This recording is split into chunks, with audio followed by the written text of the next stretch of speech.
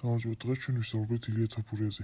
ილია თოფურია არის ერთ-ერთი ქართველი პროფესიონალი მებრძოლი, რომელიც ერთ-ერთი ყველაზე საინტერესო და წარმატებული ფიგურაა UFC-ში, მსოფლიოში უდიდესი და ყველაზე პრესტიჟული MMA-ის ორგანიზაციაში. სინამდვილეში ილია უკვე ბევრისთვის გახდა მაგალითი თავდადებისა, მიზანდასახულობისა და გამარჯვებების სერიის. თქვენ წარმოიდგინეთ, მას ჩატარებული აქვს 17 პროფესიონალური ბრძოლა და არც ერთი წაგება. ეს შედეგი ნიშნავს, რომ მან ყოველ ბრძოლაში ამოიღო ყველაზე მაღალი დონე საკუთარი შესაძლებლობისა და დამაჯერებლად დაამარცხა ყველა მეტოქე.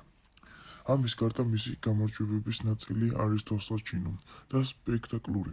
17 ბრძოლიდან 7 ბრძოლაში მან მეტოქე ნოკაუტით დაამარცხა. თოფურიას კარიერაში იყო ბევრი მნიშვნელოვანი ბრძოლა, მაგრამ განსაკუთრებით გამოირჩევა რამდენიმე ძალიან ცნობილი ფაიტი. პირველი მათგანია ჩარლზ ოლივიერას და წინააღმდეგ ბრძოლა UFC 317-ზე. ოლივიერა ძველი UFC ჩემპიონი იყო და დიდი გამოცდილება ჰქონდა, თუმცა ილიამ ეს ბრძოლა უღერესად სწრაფად დაასრულა პირველივე რაუნდში ნოკაუტით. ილიამ ასევე ალექსანდრე ვოლკანოვსკისთან ბრძოლაში მოიპოვა მსუბუქი წონის ჩემპიონის ტიტული. ეს გამარჯვება ყველასთვის იყო ძლიერი შთაბეჭდილება, რადგან თოფურიას დარტყმება და ტექნიკურმა თამაშმა უსწრაფესად შეცვალა ფაზა ბრძოლაში. თავის კარიერაში ილია კიდევ ერთხელ ითამაშა ისეთ მეტოქესთან, როგორიც არის მაქს ჰოლოვეი. ჰოლოვეი ერთ-ერთი ყველაზე გამოცდილი და ძლიერი მებრძოლია ამ დარგში, მაგრამ თოფურიამ მასთანაც გამოიყენა თავისი სიძლიერე და დისციპლინა. საბრძოლოდ მან მოიგო ბრძოლა, რომელიც ასევე დიდი ყურადღების საგანი გახდა მაყურებელთა და კრიტიკოსთა თვალში. შემდეგი დიდი გამარჯვება იყო ალექსანდრე ვოლკანოვსკისთან ბრძოლა UFC 298-ზე.